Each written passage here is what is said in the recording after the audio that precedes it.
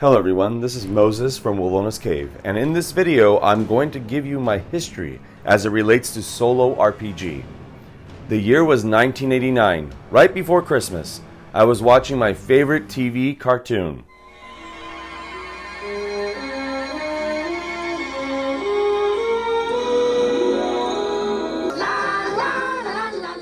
After enjoying another amazing episode of the Smurfs, I sat down in the living room and played with my beloved Smurf toys, and then I was told something that would change my life forever. My mother told me that the Smurfs cartoon had been cancelled. I didn't understand what that meant, so she further explained that there would be no more new episodes. It is safe to say that I was completely distraught. I ran into my room and cried. After a short time in my room, I noticed that my Smurf toys were arranged oddly. It could have been done by my younger sister who played with them. They were arranged where Papa Smurf was standing on top of Gargamel's head. I don't remember that ever happening in the show, but it could have. I remember laughing, and then at that moment it all changed. I imagined what Papa Smurf was telling Gargamel as he was on top of his head, and what Gargamel was saying. I did not know it then, but I was creating stories and new episodes in my head. Then, a short time after, I used coins to play games with the Smurfs. A penny was Brainy Smurf, a nickel was Smurfette, a dime was the baker, and the quarter was Papa Smurf. I would ask a yes or no question like, is Papa Smurf going to get new Smurf berries in the forest? I would flip his coin, the quarter, and if it landed on heads, he went into the forest to collect Smurf berries. I did not realize it at that time that I was creating a role-playing game with the Smurfs. Also in this year, 1989, was the perfect storm for my role-playing beginnings. In the same year, two amazing things came out. The first one was an amazing board game, and that board game was called HeroQuest. This game absolutely changed everything for me.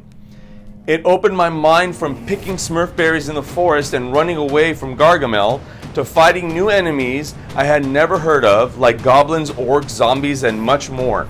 Like that wasn't enough, I got to vanquish the enemies with the ultimate weapon, the broadsword.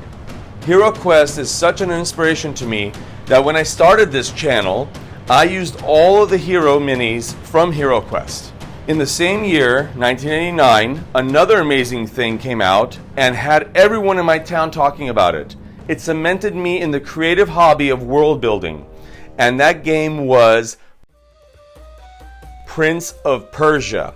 You wouldn't think that a game that the majority of the time spent is leaping, running, and climbing up walls would be so amazing, but the game created a world piece by piece like a jigsaw puzzle. Even though you could only see a very small portion of the world at a time, the game brought a sense of exploration that I had never felt before in any game.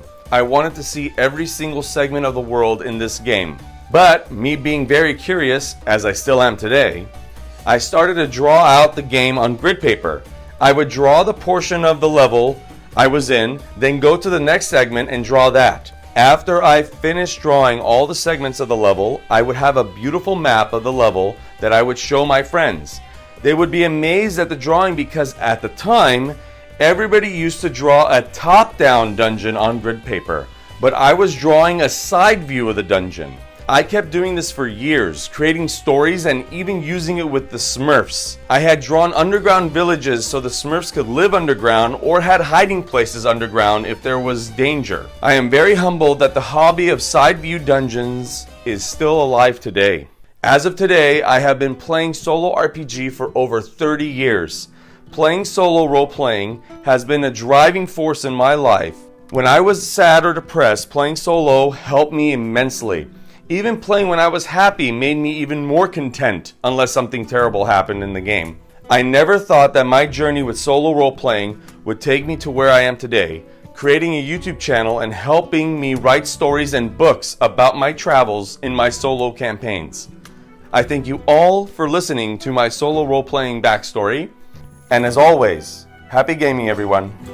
Bye.